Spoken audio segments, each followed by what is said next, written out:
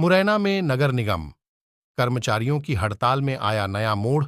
महापौर शारदा सोलंकी और पार्षद योगेंद्र मावई ने कर्मचारियों पर लगाया टोल प्लाजा की राशि को हड़पने का आरोप है। छौंधा टोल प्लाजा से 22 करोड़ रुपए की राशि मिली थी। अगर हड़ताल समाप्त नहीं की तो कर्मचारियों के खिलाफ कार्यवाही होगी।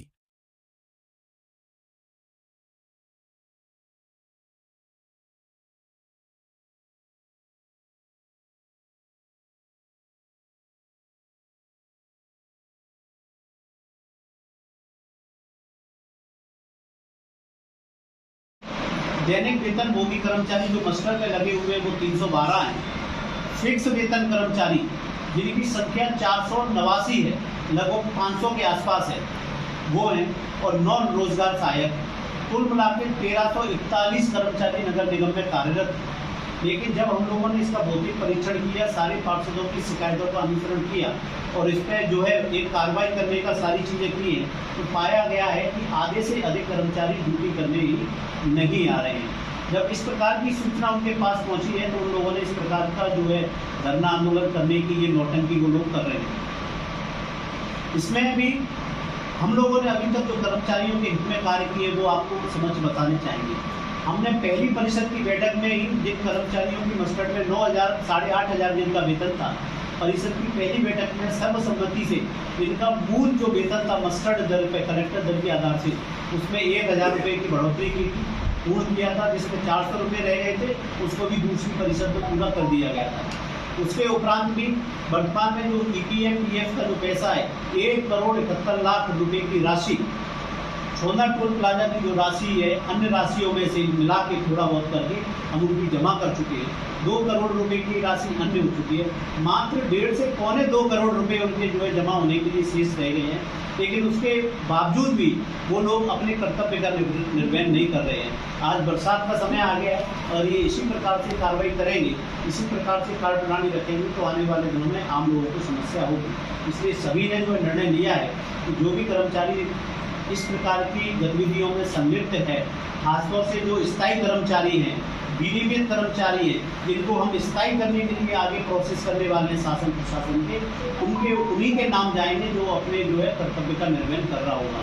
जो कर्मचारी ड्यूटी से नदारद है, ईमानदारी से काम नहीं कर रहा है, उनके आने वाले समय में जो भी प्रमोशन है, विनियमित से स्थायी कर्मचारी होना, दैनिक वेतनभोगी से विनियमित होना और फिक्स पे से दैनिक वेतनभोगी बनना, ये जो कार्रवाई में केवल उन्हीं कर्मचारियों को हम लेंगे जो ईमानदारी से कार्य करेगा। इसके उपरांत जो फिक्स पे के कर्मचारी हैं जो अवैध रूप से लगे गए हैं, कमिश्नर महोदय ने जो हमारा एक बिंदु है 32 संविदा कर्मचारियों का जिन्होंने मांग को रखा है, 32 संविदा कर्मचारी 2021 में हटाए गए थे, उन्हें पुनः वापसी के लिए इसमें हमने परिषद में भी इस विषय को रखा था, चर्चा की थी, हमने शासन को भी इसको लिखकर भेजा था।